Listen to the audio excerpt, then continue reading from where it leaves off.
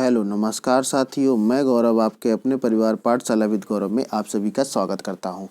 तो आज है 21 नवंबर 2020 और 21 नवंबर 2020 के जितने भी करंट अफेयर के इम्पोर्टेंट क्वेश्चन बनते हैं उन सभी क्वेश्चंस को इस सेशन में डिस्कस करेंगे। और इसके साथ साथ में क्वेश्चन के साथ साथ में आप लोगों को फुल एक्सप्लेनेशन के साथ में पूरी चीज़ के साथ में कि कोई भी आपका एक भी पॉइंट छूटना नहीं चाहिए, ठीक है। और ये जो करंट अफेयर की क्लास है ये आपके सभी प्रतियोगी परीक्षाओं के लिए है, चाहे आप किसी भी प्रतियोगी परीक्षा की तैयारी कर रहे हैं, ठीक है। आई थिंक आप लोगों को समझ में आ गया होगा। और पीडीएफ के लिए आप लोग टेलीग्राम चैनल पाठशाला विद गौरव ज्वाइन कर लीजिएगा। वहाँ से आप लोग डेली की डेली पीडीएफ डाउनलोड करके आप अपना रिवीजन कर सकते हैं, ठीक है। तो देखते हैं आज का फर्स्ट प्रश्न कौन सा है। हरदीप सिंह पुरी ने 243 शहरों में सफाई मित्र सुरक्षा चैलेंज शुरू किया। आवास एवं शहरी मामलों के मंत्री हरदीप सिंह पुरी ने विश्व शौचालय दिवस के अवसर पर 243 शहरों में सफाई मित्र सुरक्षा चैलेंज शुरू किया है। इसका लक्ष्य क्या है? सीवरों और सेप्टिक टैंकों की खतरनाक सफाई को रोकना और उनकी यंत्रीकृत सफाई को बढ़ावा देना। भाग लेने वाले शहरों का वास्तविक ऑन ग्राउंड मूल्यांकन मई 2021 में स्वतंत्र एजेंसी द्वारा किया जाएगा और परिणाम 15 अगस्त 2021 को घोषित किए जाएंगे। शहरों को आबादी के अनुसार 3 उप श्रेणियों में सम्मानित किया जाएगा। अब यहाँ पे इसके मुख्य फैक्ट की बात कर लेते हैं। सबसे पहले नंबर पे तो आप लोगों को यह देखो, एक क्वेश्चन से कम 3 से 4 क्वेश्चन निकल के आते हैं, ठीक है। बात समझ में आ रही? तो इसीलिए आपको फुल डिटेल के साथ में ये चीज़ें, ये जो करंट अफेयर है वो इसीलिए इंपॉर्टेंट क्वेश्चन ही बन जाते हैं, ठीक। समझते हैं जरा याद। सबसे पहले नंबर पे तो आप लोगों को क्या याद रखना है। अगर आपसे पूछ लिया जाए कि हरदीप सिंह, यहाँ पे हरदीप सिंह की बात हो रही है, हरदीप सिंह पुरी की बात हो रही है, तो हरदीप सिंह पुरी आखिर ये क्या हैं, तो कौन से मंत्री हैं? तो आपका आंसर क्या आना चाहिए? ये हैं आवास एवं शहरी मामलों के जो मंत्री हैं, वो उनकी यहाँ पे बात हो रही है। उनका नाम क्या है? हरदीप सिंह पुरी यहाँ पे क्या है? आवास एवं शहरी मंत्री हैं। आई थिंक आप लोगों को समझ में आ गया। इसके साथ साथ अब क्या इन्होंने किया क्या है कि कैसे आप लोग याद रखोगे। विश्व शौचालय दिवस के अवसर पर आप लोगों को याद होगा कि मैंने पिछली क्लास में डिस्कस किया था विश्व शौचालय दिवस कब मनाया जाता है। तो आप लोग आंसर करके बताइए कि विश्व शौचालय दिवस कब मनाया जाता है। तो वो कब मनाया जाता है, मैंने आपको ट्रिक के माध्यम से याद भी कराया था कि T4 कितना होता है, 20 होता है। और इसके साथ में इसमें 1 माइनस करोगे तो कितना आएगा? ये 19 आ जाएगा। तो इसका राइट आंसर क्या हो जाएगा? 19 नवंबर को ये मनाया जाता है। क्या? विश्व शौचालय दिवस। ये जो विश्व शौचालय दिवस है ये आपके कई सारे एग्जामों में ये आ चुका है। अब होता क्या है कि ये क्वेश्चन तो पूछ लिया जाता है और इसको लोग ध्यान से पढ़ते नहीं है। एग्जाम में क्वेश्चन ये मिल जाता है, आप लोग फिर लगता है अरे पता नहीं कौन सा दिवस ये पूछ लिया है, ठीक है। तो आप लोगों को ध्यान समझना है। यानी कि कहने का मतलब क्या है कि आवास एवं शहरी मामलों के जो मंत्री हैं हरदीप सिंह पुरी ने, इन्होंने विश्व शौचालय दिवस के अवसर पर 243 शहरों के सफाई मित्र 243 सफाई मित्र सुरक्षा चैलेंज यहाँ पे शुरू किया है। कितने? 243 शहर यहाँ पे इन्होंने सफाई में सुरक्षा के लिए चैलेंज किया हुआ है। अगर इसके हम लक्ष्य की बात करें कि आखिर इसका लक्ष्य क्या है, या जो ये जो सुरक्षा चैलेंज लागू किया गया है या जो इसको बनाया गया, तो उसका लक्ष्य क्या है, इसका एम क्या है। तो यहाँ पे अगर हम बात करें कि सीवरों और सेप्टिक टैंकों की खतरनाक सफाई को रोकना, कहने का मतलब क्या है कि जो आपके यहाँ सीवर बने होते हैं या सेप्टिक टैंक बने होते हैं उसकी खतरनाक सफाई को रोकने के लिए क्या होता है कि यंत्रीकृत सफाई को बढ़ावा दी। अब कहने का मतलब समझ लेते हैं कि देखो होता क्या है कि भाई आप सीवरों में जो सीवर की सफाई करते हैं वो लोग सीवर की क्या करते हैं? सफाई करते हैं। सफाई करने के साथ साथ उसमें इतनी विषैली गैसें होती हैं, उस विषैली गैस के कारण क्या होता है, कई सारे लोगों की डेथ भी हो जाती है, ठीक है। आपने कई सारे डेली न्यूज़ में देखा होगा कि यहाँ पे इस तरीके सीवर में सफाई करने के दौरान इसकी मृत्यु हो गई, ठीक है। इसी को इन्होंने क्या किया है कि जो आवास एवं शहरी मंत्री हैं इन्होंने क्या किया है, यंत्रीकृत सफाई को बढ़ावा दिया। यानी कि यहाँ पे मशीनों के द्वारा क्या होगा, सफाई को बढ़ावा दिया जाएगा, ठीक है। समझ में आ गया। इसके साथ साथ अगर हम इसकी बात करें तो भाग लेने वाले शहरों का वास्तविक ऑन ग्राउंड मूल्यांकन जो है ये मई 2021 एक स्वतंत्र एजेंसी के साथ में किया जाएगा। फिर इसका क्या होगा भाई, ये चीज़ लागू की जाएगी, फिर इसके साथ में मई 2021 में इसका एक मूल्यांकन भी किया जाएगा और जिसका जो परिणाम है ये आपका 15 अगस्त 2021 को घोषित किया जाएगा। तो ये एक आगामी योजना है और इसका एक लक्ष्य निर्धारित किया गया, इसकी एक डेट निर्धारित की गई है, तो ये भी आप लोगों को याद रखना है। इसके साथ साथ में अगर हम इसकी और बात करें तो ये शहरों के आबादी के अनुसार उप श्रेणियों को सम्मानित किया जाएगा। कहने का मतलब समझ में आ गया होगा कि आपको क्या याद रखना है कि सफाई मित्र सुरक्षा चैलेंज ये अभी हाल ही में कौन से मंत्रालय ने इसकी शुरुआत की है, तो आंसर क्या हो जाएगा, आवास एवं शहरी मंत्रालयों के जो मंत्री हरदीप सिंह पुरी ने, इन्होंने अभी इसकी शुरुआत की। अगर आपसे ये पूछ लिया जाए कि इसकी शुरुआत जो है कौन से दिवस के उपलक्ष्य में की गई थी, तो आंसर क्या आपका आना चाहिए, विश्व शौचालय दिवस के अवसर पर इसकी शुरुआत की गई। कितने शहरों में, 243 शहर हो जाएंगे। इसके साथ साथ में अगर आपसे पूछ लिया जाए इसका ड्यूरेशन कितना है, ठीक है, इसका ड्यूरेशन कितना है, तो ये भी आप लोगों को याद रखना है, यानी कि 19 नवंबर 2020 से इसकी शुरुआत हुई है और ये 15 अगस्त 2020 तक चलने वाली है। आई थिंक आप लोगों को इस क्वेश्चन से जितने भी इंपॉर्टेंट फैक्ट बनते हैं उन सभी फैक्ट को आप लोगों को समझ में आ गया होगा। ठीक है, आगे बढ़ते हैं और देखते हैं हमारा नेक्स्ट क्वेश्चन कौन सा है। नेक्स्ट क्वेश्चन की हम बात करते हैं। पहली भारत लग्जमबर्ग वर्चुअल समिट आयोजित की गई है। भारत के प्रधानमंत्री नरेंद्र मोदी और लग्जमबर्ग के प्रधानमंत्री जेवियर वेट्टेल के बीच पहला भारत लग्जमबर्ग वर्चुअल शिखर सम्मेलन आयोजित हुआ है। भारत और लग्जमबर्ग के बीच 1948 के राजनयिक संबंधों की स्थापना के से 7 अधिक दशकों से मैत्रीपूर्ण संबंध है। शिखर सम्मेलन के दौरान दोनों पक्ष व्यापार, वित्त, इस्पात, अंतरिक्ष, ICT, नवाचार में नवीकरण ऊर्जा को जलवायु परिवर्तन सहित हेतु सहमत हुए हैं। इसके साथ साथ में अगर इसकी और बात करें तो शिखर सम्मेलनों को भाग के रूप में 3 समझौता ज्ञापन पर हस्ताक्षर यहाँ पे किए गए। अब जरा इसको समझ लेते हैं कि आखिर ये क्वेश्चन इंपॉर्टेंट क्यों हो जाता है। ठीक है, समझते हैं जरा। देखो, सबसे पहले नंबर पे आप लोगों को क्या याद रखना, मैं बताया कि अलग अलग क्वेश्चन को अलग अलग कैटेगराइज तरीके से आपको समझाया जा रहा है ताकि आप एग्जाम में क्वेश्चन को समझ सकें। ठीक है, आप ऑप्शन वाले में क्या होता है कि आप ऑप्शन को देख के तो दिमाग लगा लेते हो, लेकिन जब तक आप पूरा नहीं पढ़ेंगे तब तक आप करंट अफेयर के जितने भी क्वेश्चंस आते हैं वो आप गलत करके आएंगे एग्जाम में। लेकिन आप जिस तरीके से मैं कोशिश कर रहा हूँ आप लोगों को समझाने की, अगर आप उस तरीके से चलते रहे तो आपका करंट अफेयर का कोई भी क्वेश्चंस गलत नहीं होगा। ठीक है, समझते जरा। तो सबसे पहले नंबर पे आप लोगों को क्या याद रखना है कि एक वर्चुअल समिट हुई है, एक वर्चुअल समिट यहाँ पे हुई है और ये जो वर्चुअल समिट हुई है ये किन 2 देशों के बीच में हुई है, तो ये आपकी भारत और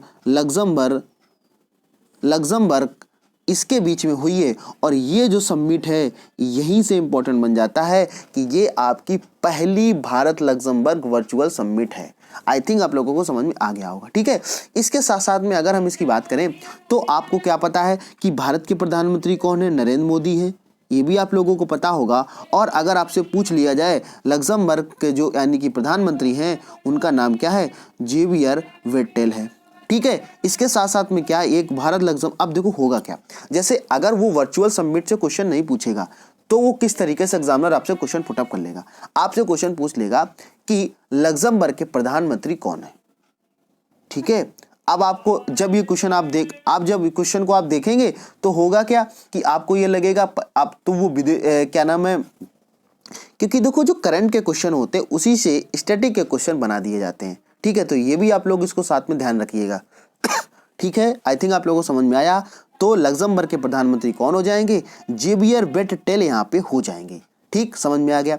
इसके साथ साथ अगर हम इसकी बात करें तो आप लोगों को और क्या याद रखना है कि भारत और लग्जमबर्ग के बीच में 1948 में राजनयिक संबंधों की स्थापना के बाद 7 से अधिक दशकों की मैत्रीपूर्ण संबंध है, यानी 7 दशक से ज्यादा यहाँ पे इन दोनों देशों के बीच में क्या मैत्रीपूर्ण संबंध स्थापित है। ठीक है, समझ में आ गया। इसकी बात अगर हम इसके मुख्य उद्देश्यों की हम अगर बात करें तो शिखर सम्मेलन के दौरान दोनों पक्ष व्यापार यानी कि बिजनेस, वित्त यानी कि फाइनेंस, इस्पात यानी स्टील से रिलेटेड, अंतरिक्ष, ICT, नवाचार में नवीकरण ऊर्जा और जलवायु परिवर्तन के लिए मुख्य यहाँ पे भूमिका निभाएंगे।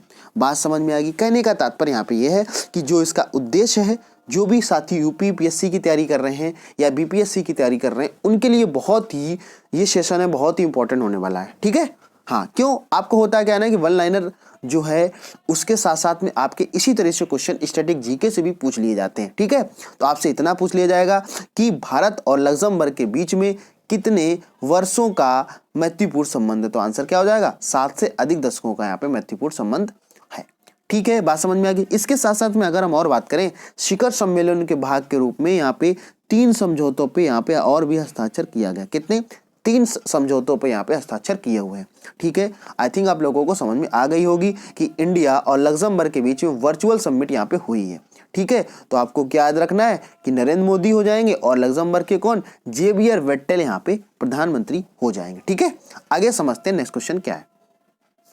तो नेक्स्ट क्वेश्चन की अगर हम बात करें, रक्षा मंत्री ने राष्ट्रपति के भाषणों पर 2 पुस्तकें जारी की हैं। रक्षा मंत्री राजनाथ सिंह ने द रिपब्लिकन एथिक वॉल्यूम 3 और लोकतंत्र के स्वर के नाम की 2 पुस्तकें जारी की हैं।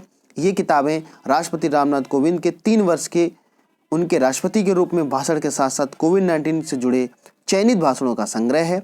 सूचना और प्रशासन मंत्रालय प्रकाश जावड़ेकर ने 2 पुस्तकों के ई-बुक संस्करण का अनावरण किया है। इसमें 57 भाषणों के साथ साथ 8 खंडों को विभाजित किया गया। अब यहाँ पे समझ लेते हैं कि आखिर ये क्वेश्चन हमारे लिए क्यों इंपॉर्टेंट बन जाता है। सबसे पहले नंबर पे आप लोगों को क्या याद रखना है कि यहाँ पे बात हो रही है राष्ट्रपति की।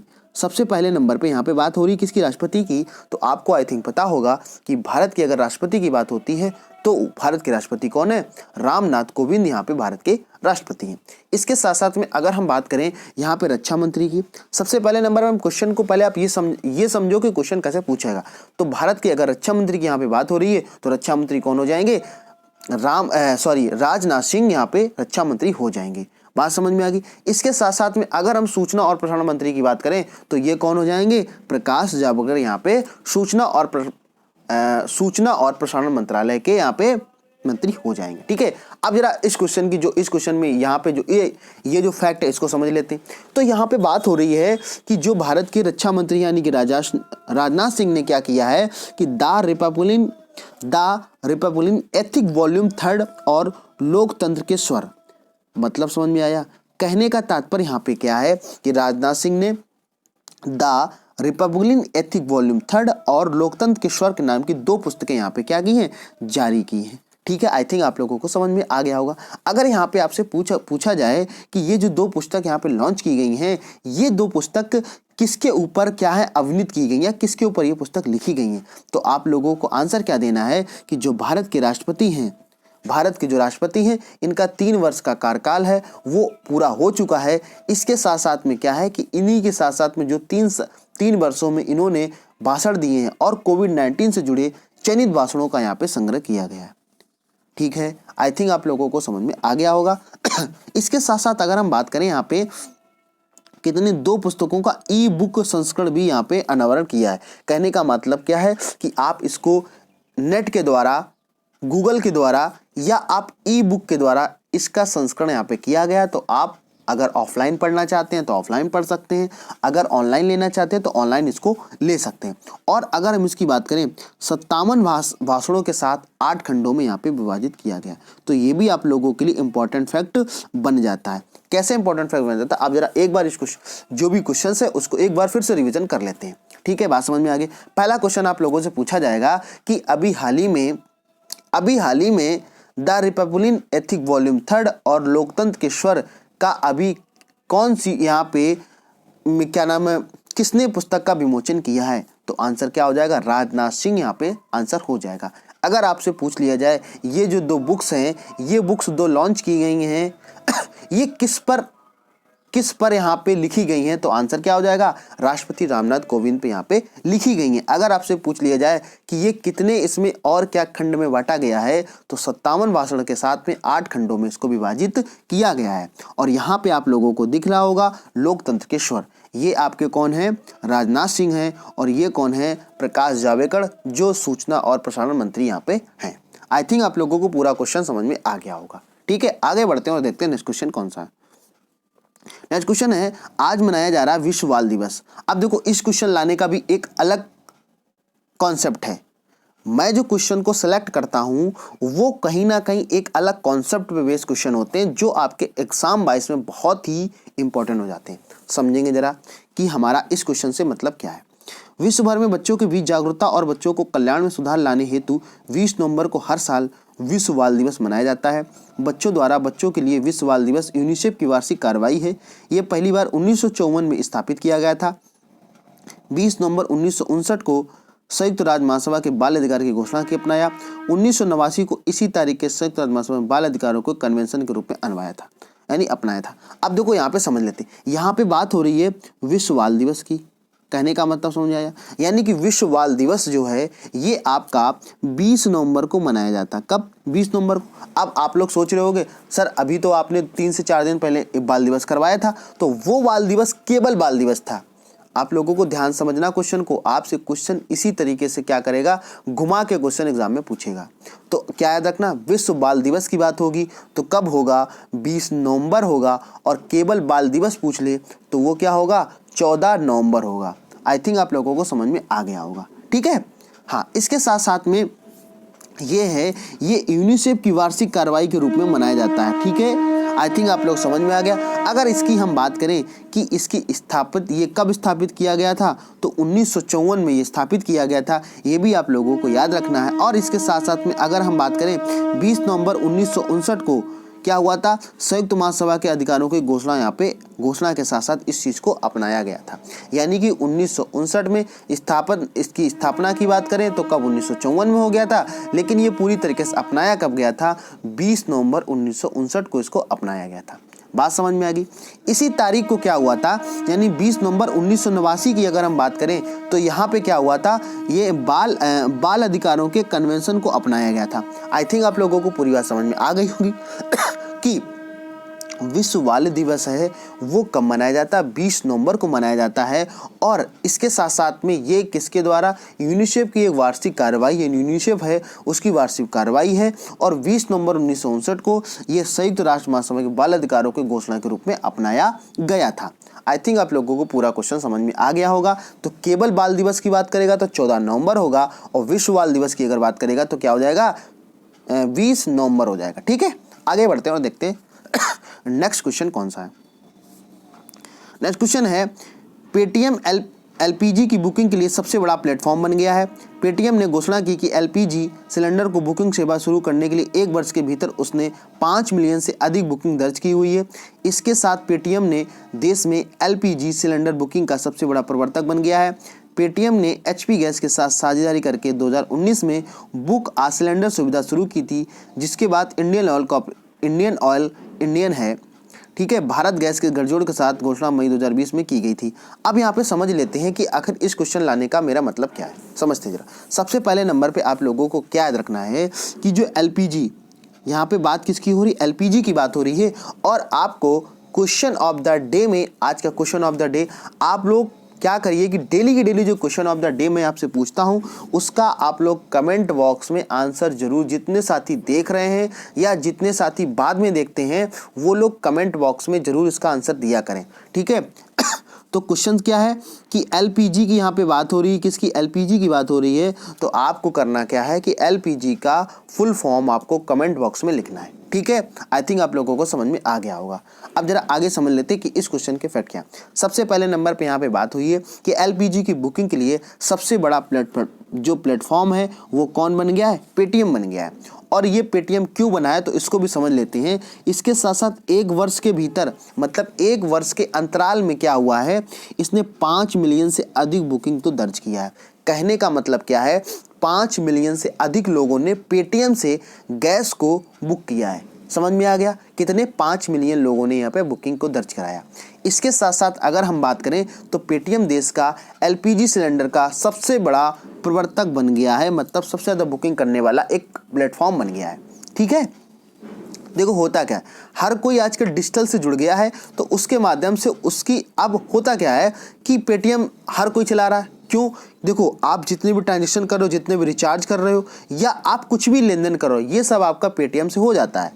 ठीक है इसके साथ साथ में क्या होता है, तो अब जितने भी आपके टीवी रिचार्जेस हैं, ठीक है, या आप बिजली का बिल देना चाह रहे हैं, या आप गैस सिलेंडर लेना चाह रहे हैं, तो तो ये सब जो चीज़ें हैं ये पेटीएम से हो जाती हैं।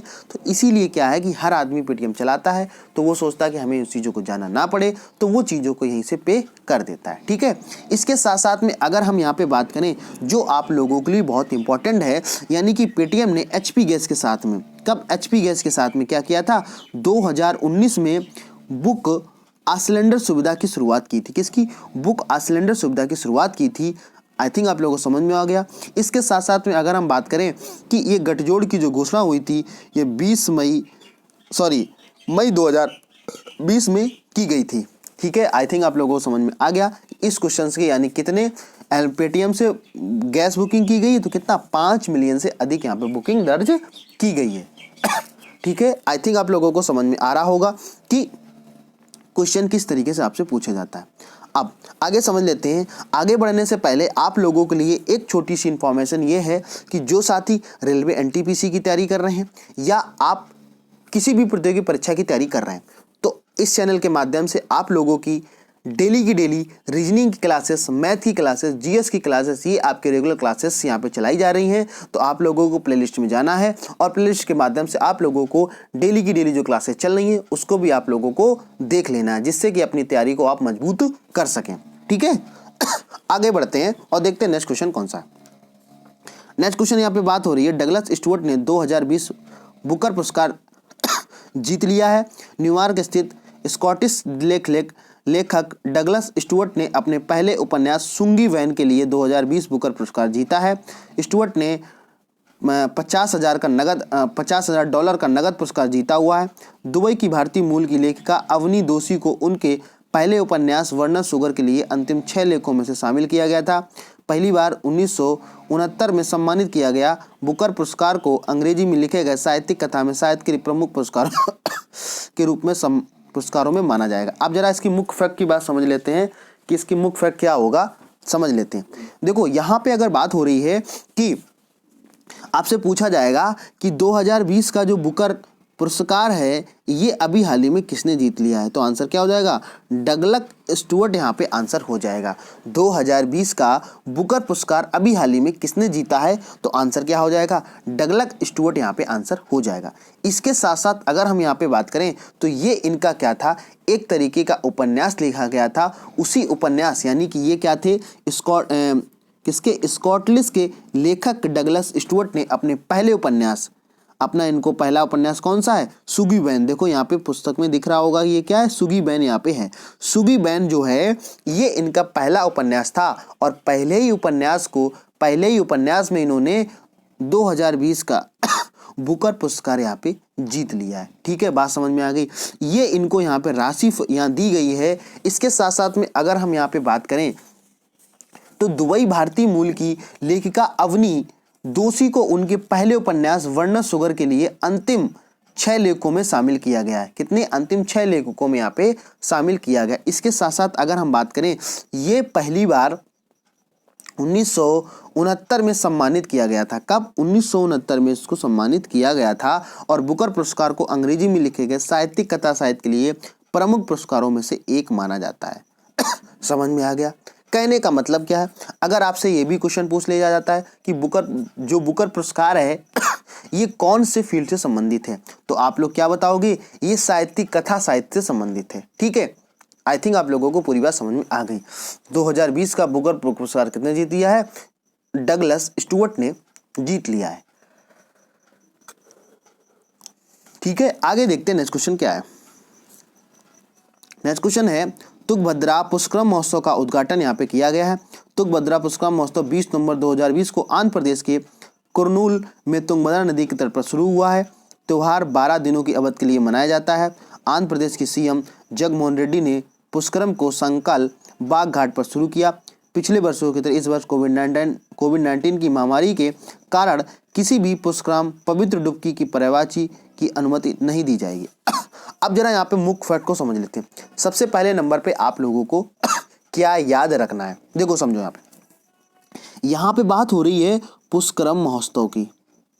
ठीक है, तो पुष्करम महोत्सव जो है ये अभी हाल ही में कहाँ पर मनाया गया है तो इसका आंसर क्या हो जाएगा, तुंगभद्रा जो नदी है और तुंगभद्रा नदी कहाँ पे है, तो इसका आंसर क्या हो जाएगा, आंध्र प्रदेश इसका आंसर हो जाएगा। ये भी आप लोगों को याद रखना है। देखो एक क्वेश्चन से कई सारे फैक्ट बनते हैं, तो आप लोग उन फैक्ट को साथ साथ समझते चलिएगा।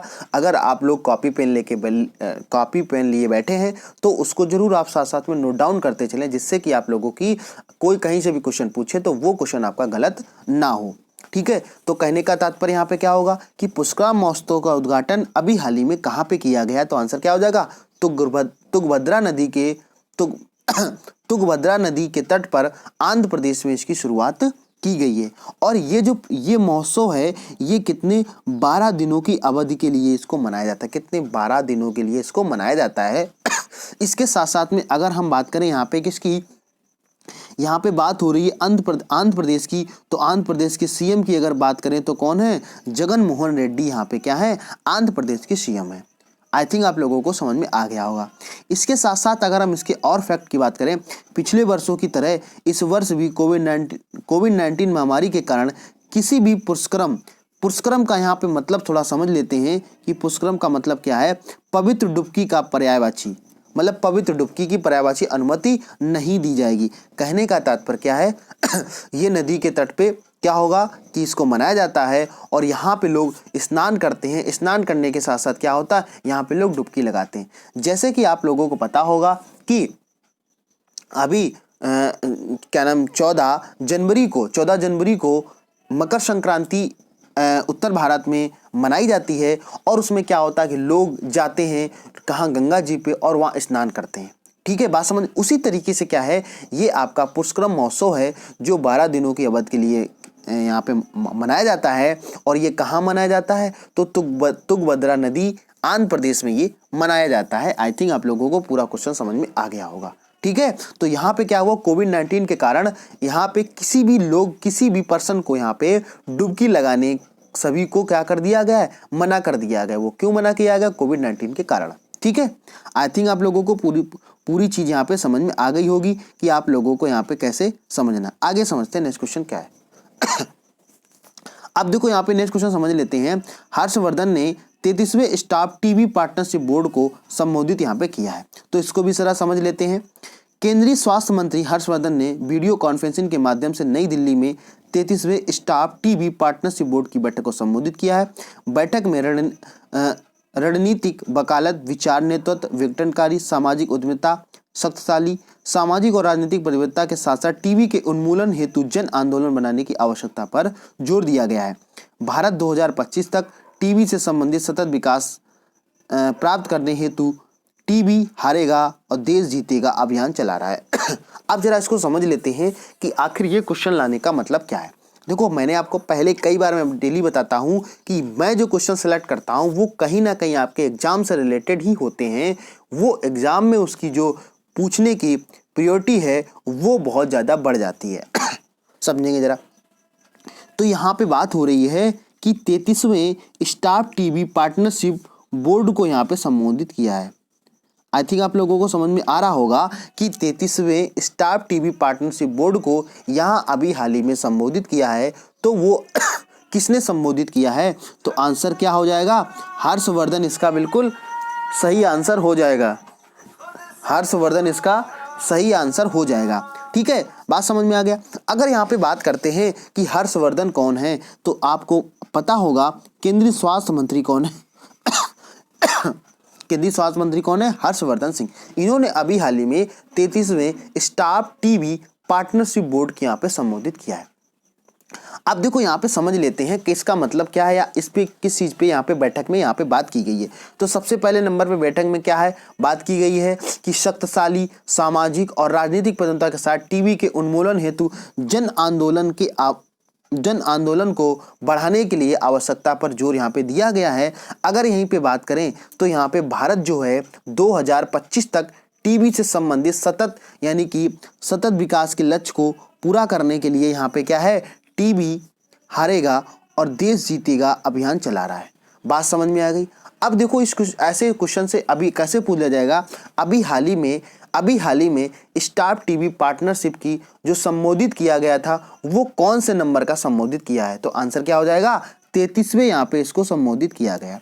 इसके साथ साथ में आप लोगों से पूछ लिया जाएगा कि वर्तमान समय में केंद्रीय स्वास्थ्य मंत्री कौन है, तो आंसर क्या हो जाएगा, हर्षवर्धन यहाँ पे आंसर हो जाएगा।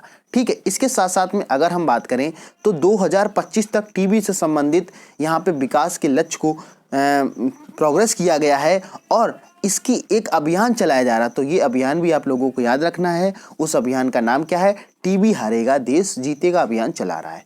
आई थिंक आप लोगों को पूरी बात समझ में आ गई होगी कि किस तरीके से क्वेश्चन आप लोगों से एग्जामिनर जो है और एग्जाम में आपको किस तरीके से क्वेश्चन पूछा जाता है और आप लोगों को कैसे उसका आंसर देना है। ठीक है, आई थिंक समझ में आ गया होगा। एक क्वेश्चन से 4 से 5 क्वेश्चन बनते हैं, तो आप लोग बिल्कुल परेशान मत होइएगा कि इसीलिए मैं कम टाइम में आपको ज़्यादा कराने की यहाँ पे कोशिश करता हूँ। आई थिंक आप लोगों को पूरी बात समझ में आ गई होगी। ठीक है, और यहाँ पे ये देखो बैठे हैं कौन, केंद्रीय स्वास्थ्य मंत्री हर्षवर्धन सिंह। ठीक है, समझ में आ गया। हाँ, इसके साथ साथ में तो ये पूरी बात आप लोगों को समझ में आ गई होगी। ठीक है, अब यहाँ पे कुछ थोड़ी सी इंफॉर्मेशन है, इसको भी आप लोग समझ लीजिएगा कि आप हमें जो साथी फेसबुक चलाते हैं तो फेसबुक से आप हमें फॉलो कर सकते हैं, इंस्टाग्राम पे आप फॉलो कर सकते हैं, ट्विटर पे, और इसके साथ साथ में यूट्यूब पे आप हमें क्या कर सकते हैं, सब्सक्राइब कर सकते हैं। इसके साथ साथ में आप क्या सर्च करेंगे, पाठशाला विद गौरव आप सर्च करेंगे तो आप लोगों को, आप चाहे फेसबुक पर सर्च करें, चाहे इंस्टाग्राम पे, चाहे ट्विटर पे, या आप यूट्यूब पे, और जिन साथियों को पीडीएफ में प्रॉब्लम हो रही है तो पीडीएफ के लिए मैंने आपको कई बार बताया हुआ है कि पीडीएफ के लिए आप लोग टेलीग्राम चैनल को ज्वाइन कर लें। वहाँ से आपको डेली की डेली पीडीएफ है वो आपको प्रोवाइड की जाती है, जिसका लिंक्स आपको डिस्क्रिप्शन में मिल जाएगा। इसके साथ साथ में आप लोगों को आपकी रेलवे एनटीपीसी की तैयारी आपके कहने पे आपको तैयारी करवाई जा रही है, तो उसको भी आप लोग डेली की डेली रेगुलर रहिएगा। शाम को 6 बजे रीजनिंग की क्लास यहाँ पे होती है और ज़्यादातर लोगों को जोड़िए और आप लोग लाइव देखने की यहाँ पे कोशिश करिएगा। ठीक है, आई थिंक आप लोगों को ये सेशन समझ में आया होगा। अगर सच में आप लोगों को सेशन समझ में आता है तो आप लोगों को बस एक ही काम करना है, लाइक करना है, शेयर करना है और कमेंट करके ज़रूर बताना है कि सेशन आप लोगों को कैसा लगता है। ठीक है, या कि क्या चीज़ इंप्रूव होनी चाहिए, क्या इसमें अच्छा लगता है, या आपको समझाने का तरीका अच्छा लगता है, या समझाने का तरीका आपका समझ में नहीं आता। इन चीज़ों को भी आप क्या करना है, कमेंट बॉक्स में अपनी राय जरूर डेली की डेली दिया करिए, जिससे कि एक हमें ऊर्जा मिलती है और यही ऊर्जा, आप लोगों की ऊर्जा, मैं इस वीडियो के माध्यम से आपको देने के काम करता हूँ। ठीक है, आई थिंक आप लोगों को समझ में आ गया होगा। तो ठीक है, मिलते हैं फिर किसी नेक्स्ट वीडियो में नेक्स्ट अपडेट के साथ में। तब तक के लिए आप लोग मुस्कुराते रहिए और पढ़ते रहिए और अपनों से बड़ों का सम्मान करते रहिए। मिलते हैं फिर। Thank you for watching.